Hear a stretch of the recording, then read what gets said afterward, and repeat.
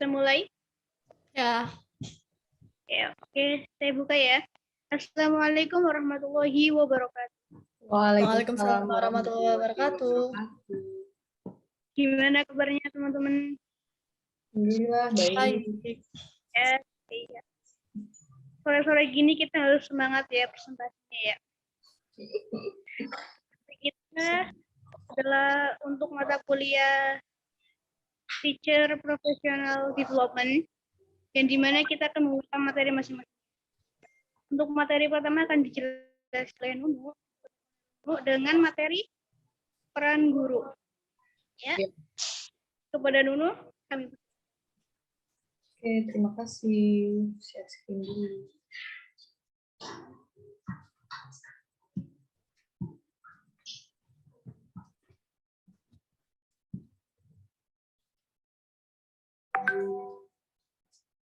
Oh, share. Apakah sudah terlihat kawan-kawan? Sudah. Ya. Oke. Oke, bismillahirrahmanirrahim. Peran profesi guru.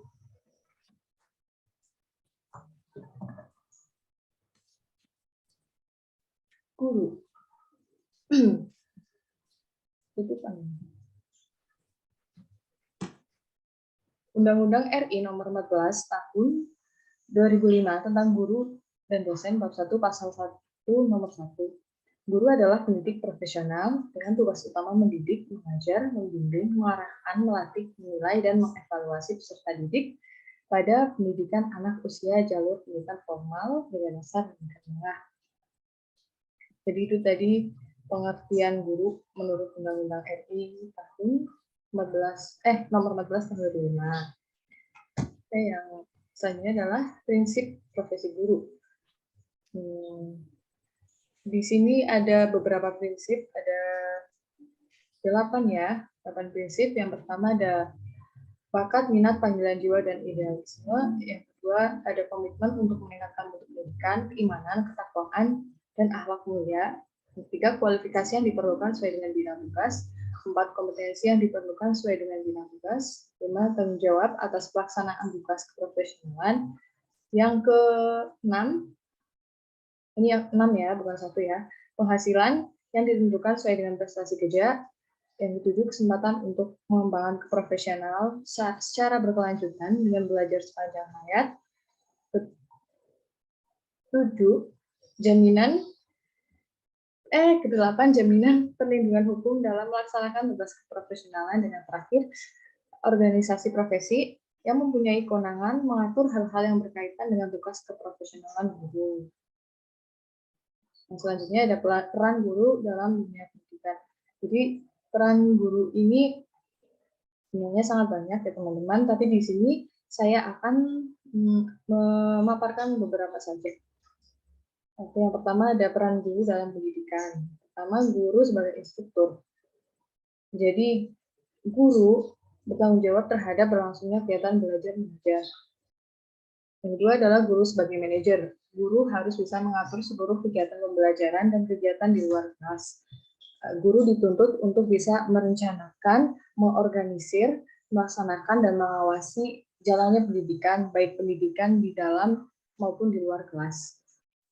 Yang selanjutnya adalah guru sebagai anggota organisasi profesi. Fungsi dari anggota organisasi profesi ini adalah diharapkan guru bisa mengarahkan tugas dan tanggung jawab mereka. Keberadaan organisasi ini bisa membantu guru menyelesaikan berbagai masalah atau kendala, baik di dalam maupun di luar kelas. Yang terakhir, ada guru sebagai spesialis hubungan masyarakat. Selain mengajar, guru juga harus bisa menjadi penghubung antara pihak sekolah dan juga pihak orang tua. Dan baik buruknya citra sekolah dipandang masyarakat bergantung dari bagaimana seorang guru berkomunikasi antara satu sama yang lain, antara internal sekolah dan wali siswa. Yang selanjutnya adalah peran guru dalam proses pembelajaran. Yang tadi peran guru dalam proses pendidikan, yang selanjutnya adalah peran guru dalam proses pembelajaran. Oke, yang pertama adalah demonstration lecturer atau pengajar. Guru hendaknya senantiasa menguasai bahan atau materi pembelajaran yang akan diajarkan serta mengembangkannya atau meningkatkannya dan meningkatkan kemampuan yang dimilikinya. Yang kedua adalah learning manager atau pengelola kelas, yaitu guru hendaknya mampu mengelola kelas sebagai lingkungan belajar yang mampu mendukung pencapaian belajar yang siswanya nanti mendapatkan pembelajaran dengan model-model yang berbeda.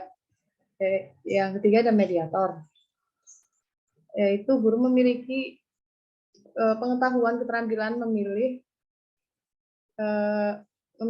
dan menggunakan media alat komunikasi untuk mengefektifkan kegiatan belajaran.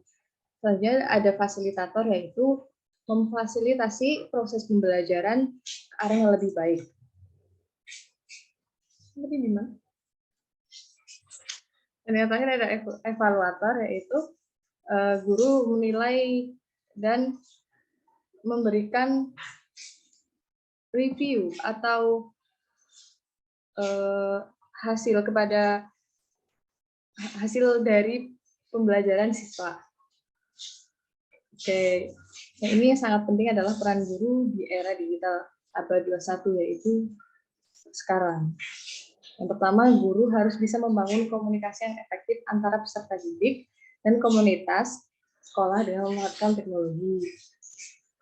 Guru menjadikan pembelajar dan agen perubahan di sekolah melalui sinergi antara kompetensi dan teknologi. Guru menciptakan pembelajaran interaktif menggunakan media digital, misalnya mengundang pemateri atau penulis melalui video konferensi seperti lewat Zoom atau Google Meet dan lain-lain. Yang terakhir ada guru sebagai pengarah, artinya mengarahkan perangkat digital yang dimiliki peserta didik untuk menunjang pembelajaran, misalnya memanfaatkan e-learning yang diinstal dari smartphone masing-masing peserta didik. Dan selanjutnya ada peran guru dalam pembentukan karakter didik. Guru menjadi teladan dan panutan di mana akan diamati oleh peserta didik, dan guru akan bertindak sebagai pengarah.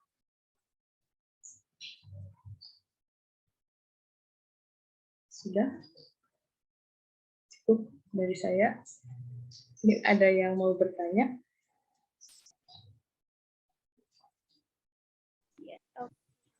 Yes, ada yang kalau saya tidak. Maaf, Lok, suaranya kurang keras. Iya. Sudah cukup? Cukup. Oke. Yang selanjutnya akan dibawakan oleh Bapak Elok ya? Yes. Oh.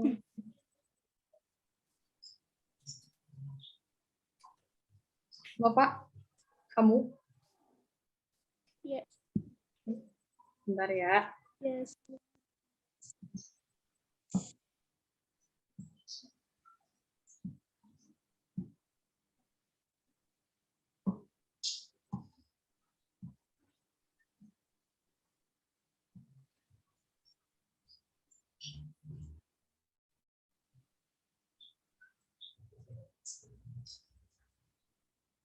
Sudah ya, sudah terlihat. Sudah terlihat ya, teman-teman. Saya mulai ya. Apakah kedengaran? Dengar nggak suaraku? Suaranya. Dengar. Tapi kecil. Iya. Oke, pindah. Saya akan melanjutkan materi mengenai tugas-tugas guru. Teacher duties. Ya, next no. Iya, lupa.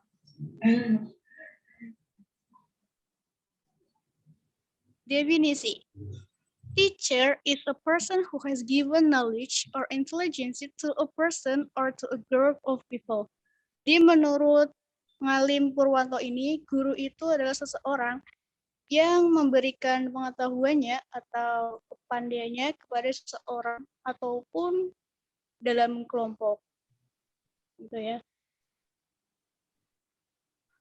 Selain yang sudah dijelaskan tadi pengertiannya, di Undang-Undang Nomor 14 Tahun 2005 ya, Nu? Ya. Saya memilih untuk yang ahlinya gitu. Menurut ahli. Oke, next.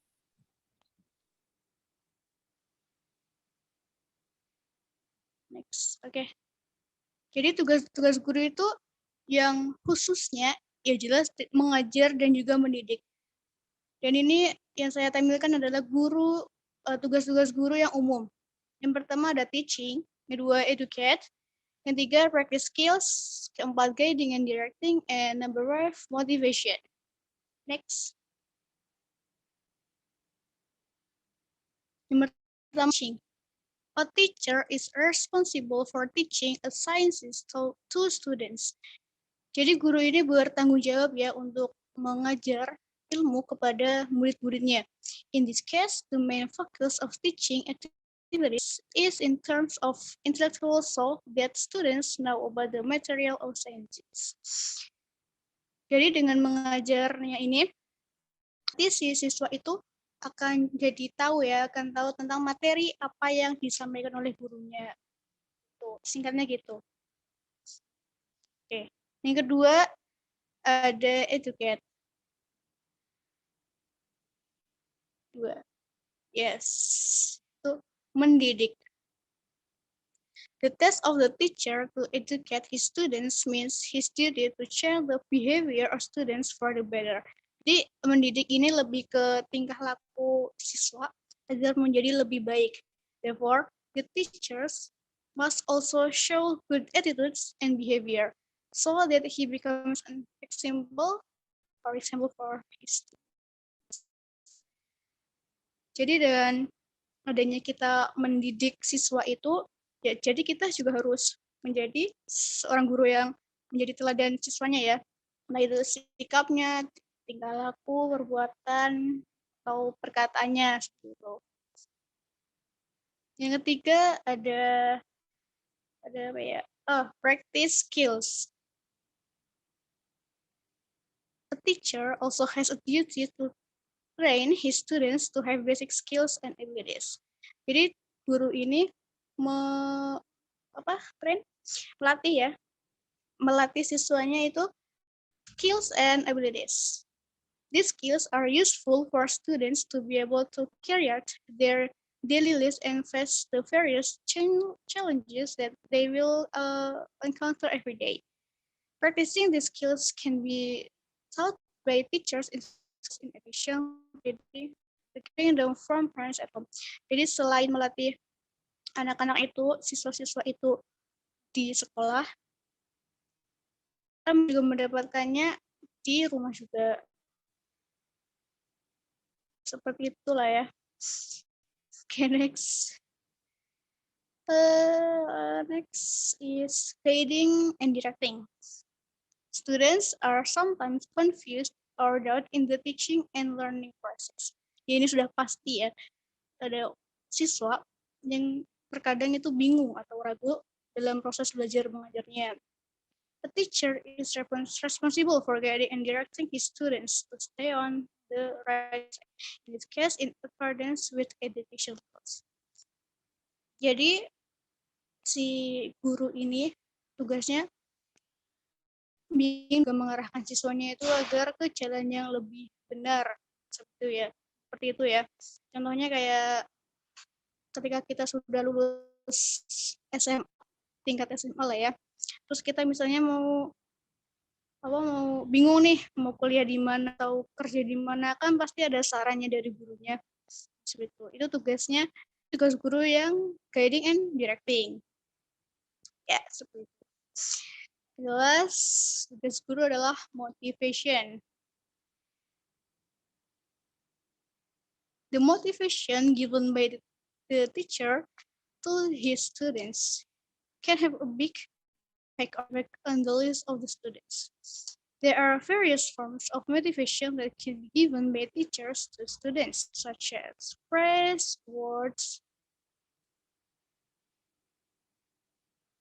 prizes to treating students well. These various forms of motivation can make students strive to move forward and do things better and enthusiastic.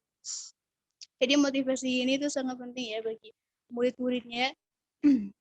Gimana seorang guru itu bertugas untuk memotivasi murid-muridnya seperti ya memberikan ya hadiah penghargaan ataupun juga memperlakukan murid-muridnya dengan baik. Jadi tugas-tugas guru itu simple tapi tanggung jawabnya besar ya. Seperti itu. Oke, sepertinya thank you ya atas apa yang saya sampaikan ya. Materi selanjutnya akan disampaikan oleh jika waktunya bisa. Yuk lanjut dulu ya. Terima kasih. Sama-sama. Oke, sekarang aku ya.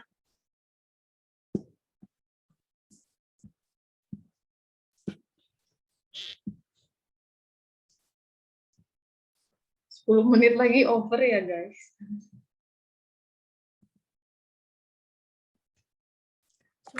Sebentar.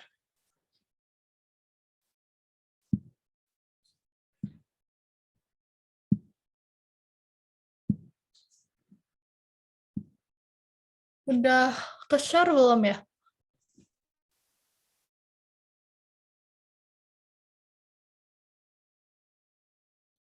Kelihatan? Udah kelihatan? Oke, saya lanjutkan. Untuk materi selanjutnya adalah pelindungan profesi guru. Profesi guru sendiri merupakan salah satu bidang pekerjaan yang mulia dalam mempersiapkan dan mendidik karakter generasi muda bangsa sebagai cerminan negara di masa depan. Seperti apa dan mau dibawa kemana negara ini bergantung pada kualitas dan karakter anak-anak bangsa kita. Inilah yang menjadi tugas dan tanggung jawab yang diemban oleh sosok guru. Namun, mempersiapkan dan mendidik membutuhkan suatu proses, waktu, dan juga manajemen yang tepat. Di era modern ini, marwah guru di mata masyarakat sudah dikatakan sangatlah menurun dibandingkan marwah guru di masa lampau. Di masa lampau, guru dianggap sebagai pahlawan bangsa dan dielulukan keberadaannya. Namun pada masa kini, guru dianggap sebagai suatu pekerjaan rendahan dan dipandang sebelah mata. Dahulu, jika guru memukuli siswanya karena tidak mengerjakan PR, dan mengadu ke orang tua, maka akan dievaluasi kembali oleh mereka. Namun di masa sekarang, hal tersebut bisa dijadikan sebagai alasan guru pantas dijadikan sebagai pelaku kriminal dan pelanggaran HAM dan kemudian diadukan ke kepolisian hingga dibully. Apabila hal ini terus terjadi, maka guru seolah-olah menjadi gampang untuk didikte, dibatasi, dan dikekang keguruannya. Padahal semua guru menginginkan agar siswanya bisa menjadi anak yang pintar, cerdas, dan berkarakter. Maka dari itu, diperlukanlah adanya perlindungan dalam profesi guru. Tugas guru, guru sebagai sebuah profesi memiliki tugas melayani masyarakat dalam bidang pendidikan. Guru dikatakan profesional jika ia memiliki kemampuan dan keahlian khusus dalam bidang keguruan sehingga mampu melaksanakan tugas dan fungsinya sebagai guru dengan kemampuan maksimal. Seperti yang sudah dijelaskan oleh Elok, ada beberapa tugas dari guru sehingga saya mau skip bagian ini biar waktunya cukup. Di dalam menjalankan profesinya, guru memiliki tugas dan kewajiban serta hak dan wewenang. Agar guru dapat melaksanakan tugas dan kewajibannya dengan baik dan menerima hak serta kewajiban sebagaimana mestinya, pemerintah telah menetapkan peraturan dan undang-undang tentang perlindungan profesi guru. Di dalam Undang-Undang Nomor 14 Tahun 2005 dan Peraturan Pemerintah Nomor 74 Tahun 2008 disebutkan bahwa ada 4 jenis perlindungan profesi guru. 4 jenis tersebut diantaranya adalah perlindungan hukum, profesi, kesehatan dan keselamatan kerja, serta perlindungan hak atas kekayaan intelektual. Perlindungan profesi guru yang pertama, ada perlindungan hukum. Guru berhak mendapatkan perlindungan hukum dari tindak kekerasan, ancaman perlakuan diskriminatif, intimidasi, atau perlakuan tidak adil dari pihak peserta didik, orang tua peserta didik, masyarakat, birokrasi, atau pihak lain. Yang kedua, perlindungan profesi. Guru berhak mendapatkan perlindungan profesi terhadap pemutusan hubungan kerja yang tidak sesuai dengan ketentuan peraturan perundangan, pemberian imbalan yang tidak wajar, pembatasan dalam menyampaikan pandangan, pelecehan terhadap profesi, dan pembatasan atau pelarangan lain yang dapat menghambat guru dalam melaksanakan tugas. Dan yang ketiga, perlindungan kesehatan dan keselamatan kerja. Guru berhak mendapatkan perlindungan keselamatan dan kesehatan kerja dari satuan pendidikan dan penyelenggara satuan pendidikan terhadap risiko gangguan keamanan kerja, kecelakaan kerja, kebakaran pada waktu kerja, bencana alam, kesehatan lingkungan kerja, dan atau risiko yang lain. Yang keempat, ada perlindungan hak atas kekayaan intelektual atau HAKI. Guru memperoleh perlindungan dalam melaksanakan hak atas kekayaan intelektual sesuai dengan ketentuan peraturan perundang-undangan. Hak atas kekayaan intelektual atau HAKI adalah hak eksklusif yang diberikan suatu hukum atau peraturan kepada seseorang atau sekelompok orang atas karya ciptanya. Setiap manusia memiliki hak untuk melindungi atas karya hasil cipta, rasa dan karsa setiap individu maupun kelompok. Pentingnya perlindungan guru. Perlindungan profesi mencakup perlindungan terhadap pemutusan hubungan kerja yang tidak sesuai dengan peraturan perundang-undangan, pemberian imbalan yang tidak wajar, pelecehan terhadap profesi, staf, pembatasan lain yang dapat menghambat guru dalam melaksanakan tugas. Perlindungan profesi guru sangat penting agar proses pendidikan menjadi baik dan guru menjalankan tugasnya dengan profesional, maka diperlukan peran pemerintah baik pusat maupun daerah serta masyarakat demi mewujudkan guru yang mempunyai martabat dan terlindung oleh hukum dalam menjalankan profesinya agar tercipta pencapaian kualitas yang maksimal. Hal ini sesuai dengan amanah Undang-Undang Sisdiknas. Kementerian Pendidikan dan Kebudayaan atau Kemendikbud terus berupaya menciptakan terwujudnya sekolah aman dan nyaman bagi semua warga sekolah. Ada beberapa regulasi yang dikeluarkan Kemendikbud untuk mendukung terciptanya suasana sekolah yang nyaman, aman, dan menyenangkan. Regulasi tersebut antara lain ada Undang-Undang dan Peraturan Menteri Pendidikan dan Kebudayaan atau Permendikbud yang dikeluarkan pada tahun 2015, 2016, dan 2017. Untuk secara lebih rincinya ada di dalam Undang-Undang Nomor 20 Tahun 2003 tentang Sistem Pendidikan Nasional, Pasal 40 Ayat 2, ada di Undang-Undang Nomor 14 Tahun 2005 tentang Guru dan Dosen, ada di Permendikbud Nomor 82 Tahun 2015 tentang pencegahan dan penanggulangan tindak kekerasan di lingkungan satuan pendidikan. Kemudian ada di Permendikbud Nomor 75 Tahun 2016 tentang Komite Sekolah, dan yang terakhir ada di Permendikbud Nomor 10 Tahun 2017 tentang pelindungan pendidik dan tenaga kependidikan. Adapun perlindungan yang diberikan oleh Kemendikbud adalah dalam bentuk advokasi non-litigasi. Ada 3 bentuk advokasi non-litigasi yang bisa diberikan Kemendikbud, yaitu konsultasi hukum, mediasi, dan pemenuhan dan atau pemulihan hak pendidik dan tenaga kependidikan. Konsultasi hukum merupakan pemberian saran atau pendapat untuk penyelesaian sengketa atau perselisihan. Mediasi adalah penyelesaian sengketa melalui proses perlindungan untuk memperoleh kesepakatan para pihak. Selain itu, pendidik dan tenaga kependidikan berhak mendapatkan penasihat hukum dalam penyelesaian perkara melalui proses pidana, perdata atau tata usaha negara, atau pemenuhan ganti rugi bagi pendidik dan tenaga kependidikan. Sekian dari presentasi saya. Barangkali ada pertanyaan yang mau dilontarkan.